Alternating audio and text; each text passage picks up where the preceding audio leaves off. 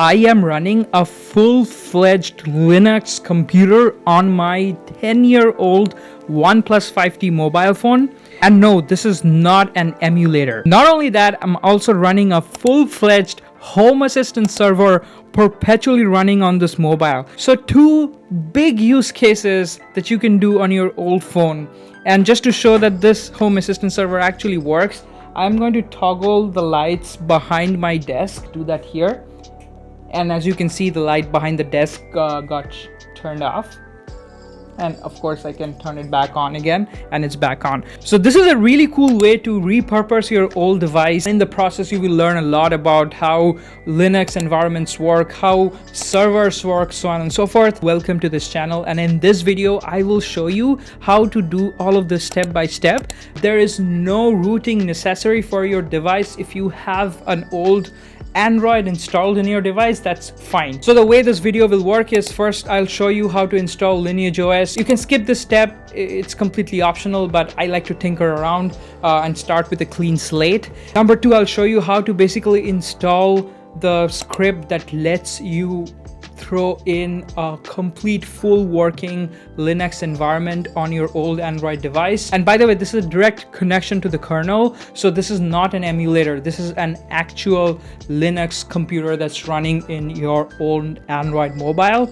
And once that is done, I will then show you how to install and set up Home Assistant running on this mobile, a full version of Home Assistant running on this mobile. Everything works out of the box. So stick around till the end. Alright, so the very first thing is head over to the Lineage OS website, just scroll down, come to the devices section. There's pretty much every device under the sun that you can find here. So for me, it's a OnePlus. It's a OnePlus 5T. It's quite old, almost like more than 10 years now, I guess. So yeah, I'll select that and do whatever suits for your phone. And then just follow the instructions pretty much page by page. But first you have to download. So there are three major things you have to download. Download them all and put them in one folder, and just open your terminal in that particular folder so that you can pass in the commands easily. Next, you basically start your phone and unlock the bootloader. There are multiple ways to do this. Come to the bootloader and then basically go down in this such that your phone is now ready to handle everything. And since you were already in that folder and you turn on your terminal, you basically have to select the apply update command, and the instructions are very clear on the website, and select load from ADB. So when you do that, basically your phone is now ready to sideload whatever you inject onto it. So in this case, I am basically doing a sideload of the full recovery package and the full custom ROM step by step. And again, like, the steps are super clear, and once it's done, it'll say that it exited with an OK command, and then your phone will be ready to reboot itself. Alrighty, so now that we have Lineage OS installed on this mobile, let us go through the process of setting this up.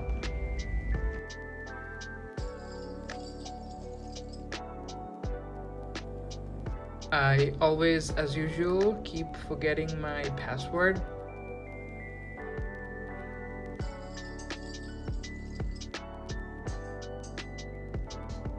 Oh, this takes me back to the old Android days.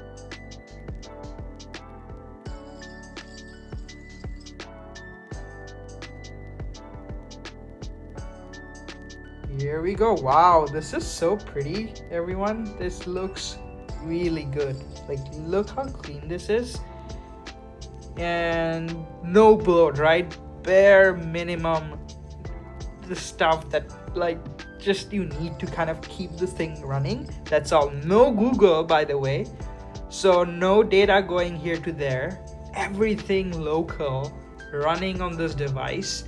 It's so clean, just like there's nothing, and it's like freaking smooth, right? Like can't go wrong with this, because this has pretty much nothing. Let's see if the camera works.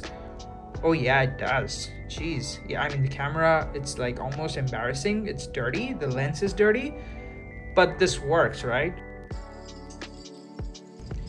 Alright, now that everything is kind of set up, what we need to do is basically download Termux and Termux X11 named here. So we need these two packages to run, and they will basically map out all of the Android functionalities to Termux. So to make your lives really useful, all you have to do is literally follow these two bash scripts to install everything. Okay, so for this, just head on to my GitHub repo. It's just search my name and then come to the repo. And by the way, this will be in the description, so you don't have to do this. And then just clone the complete repo. This is what you have to do, and then head over to the folder called Linux Android, and that is where you'll find all the bash scripts. So first you need to make the script executable, so you need to run a chmod command, so chmod plus x, name of the script, and then / the script that you want to learn. For this we are running the install set up the Linux environment script, so that's first. And then there's a bunch of options. I will prefer you guys to go with option 1, since that's something I've tested and tried and I know it works. Wine is up to you. If you want to run Windows apps, go and do Wine, and then that's it. Just let it run. It usually takes a while, and once it's done, it will tell you to basically start the start Linux and stop Linux server. So to come back to the root directory, which is the desktop in this case, and run the start Linux server script. And make sure before you do that, you have the Termux X11 already opened up. So basically Termux X11 acts as the GUI to the Linux server that you're running. This is how you get the complete desktop experience, as you can see here. All right, so this is me running a full-fledged Linux desktop environment. No, before you start shouting in the comments that this is an Linux emulator, it is not a Linux emulator. This is a full-fledged Linux desktop environment that's running on my phone. And as you can see, I have Firefox, VLC Media Player, and pretty much anything that you can imagine running here. I also literally have a Python server, which is running a Flask-based web server here, and it's saying hello from Android. And not only that, it's also printing the local CPU temp, the RAM, the uptime, so on and so forth over here. Not only that, you can also browse anywhere on the internet, browse your file. You can also install Windows apps here, just because of the fact that this is basically running a full Linux. So you can install Wine, for example, and run Windows apps. You can also play YouTube and literally do any kind of web dev things. You can also run VS Code in here locally. So everything works absolutely fine, and as you can see, the experience is quite snappy as well, just because of the fact that this is actually using the GPU for accelerate the hardware processing. So it's extremely snappy. So there you go. It was like literally that easy to install a full-fledged working Linux computer on your old Android mobile that's just sitting around, and you can do a bunch of stuff onto it. And just look how cool this is. This is so cool. You can just take it in your pocket, go anywhere, SSH from anywhere, so on and so forth. So everything is taken care of in the script. Well, now with that out of the way, let's actually see how we can go ahead and install Home Assistant using this bash script that is also provided in the link down in my GitHub repo. It's very easy. Just you run just a couple of commands and that's it. You're done. Your Home Assistant will be up and running. Alright, setting up Home Assistant is equally easy. The Home Assistant should already be there in the same Linux Android folder. So make it executable, the same exercise, and then run it, right? And then let it do its magic. It pretty much takes quite a while, depending of course on your mobile, but just let it happen. Once it's happened, you could go back to the desktop again and then basically run the Home Assistant server. And when you do that, you basically will get a link that you have to follow that I'm already going on to my desktop. The way it's set up is you can access Home Assistant from your desktop, although it's running on the mobile server.